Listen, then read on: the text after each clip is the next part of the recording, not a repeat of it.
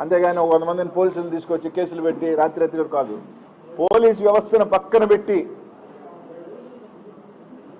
రండి, మీరిళ్ళ మీదక మా ఇళ్ళ మీదక ఎవరిళ్ళ మీదకైనా సిద్ధమే దేనికైనా. మీరు అనుకుంటున్న ఎవరు ఫ్యాక్షనిస్ట్లా, ఎవరు తెగిస్తే అందరూ ఎవరికి ఎవరేం కాదు.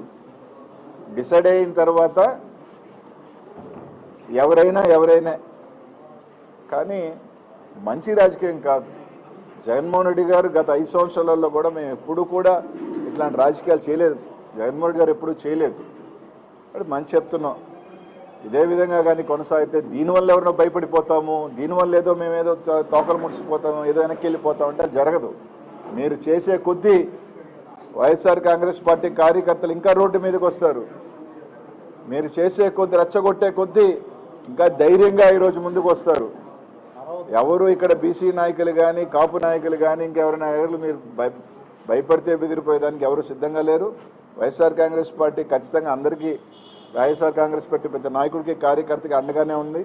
ఈరోజు జోగి రమేష్ అని కానీ రాంబాబు అన్నకు కానీ తప్పకుండా జగన్మోహన్ రెడ్డి గారు పార్టీ అంతా అండగా ఉంటుంది. ప్రజలు కూడా చూస్తూ ఉన్నారు ఏం జరుగుతుంది ఏందనేది. తప్పకుండా బుద్ధి చెప్పే రోజు దగ్గరలోనే ఉంది. మహా అంటే ఇంకా 3 సంవత్సరాలు, రైట్, 3 years మీకు నచ్చింది చేసుకోండి, కేసులు పెట్టుకోండి. ప్రతి ఒక్కరికి కూడా ఒక ఎక్స్పైరీ డేట్ ఉంటుంది. ప్రతి ఒక్కరికి కూడా ఒక ఎక్స్పైరీ డేట్ ఉంటుంది. మీ ఎక్స్పైరీ డేట్ 2029. కాబట్టి అంత లోపల నచ్చింది చేసుకోండి, పెట్టుకోండి. అందరి మీద కేసులు, జైళ్ళు ఏం చేసుకోవాలి. కానీ ఇళ్ల మీదకి వచ్చే సంస్కృతి మాత్రం ఖచ్చితంగా ఇది మంచి పద్ధతి కాదు. ఇళ్లలో ఆడవాళ్ళు ఉంటారు, మహిళలు ఉంటారు, వాళ్ళకి రాజకీయాలు అంటే సంబంధం లేని వ్యక్తులు, పసిబిడ్డలు ఉంటారు. జరగరాంది జరిగితే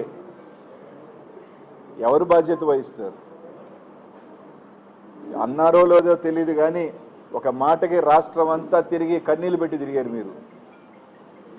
అది అన్నారో లేదో తెలియదు, నిజం అబద్ధం తెలియదు, కానీ ఒక చిన్న మాటకి అది తప్పైనా ఒప్పైనా దానికి మీరు రాష్ట్రం అంతా తిరిగారు కదా. ఈరోజు అదే మహిళలు కదా ఈ పార్టీలో కూడా ఉన్నారు, అదే మహిళలు కదా ఈరోజు ఇళ్లలో ఉన్నారు. మనుషులు లేని టైంలో నేను రమేష్ అన్న ఇంట్లో లేడు, తిరుపతిలో ఉన్నాడు. ఈరోజు ఇంట్లో మీదకి దాదాపు ఒక 100 మంది గుంపు మగోళ్ళు వచ్చి ఆ విధంగా పెట్రోల్ బాంబులు వేసి యాసిడ్లు వేసి మంచి పద్ధతి కాదు. తప్పకుండా అందరూ మూల్యం చెల్లించుకుంటారు. ఎవ్వరూ ఏమీ అతీతులేం కాదు. ప్రతి ఒక్కరూ తప్పకుండా మూల్యం చెల్లించుకోవాల్సిన రోజు దగ్గరలోనే ఉంది.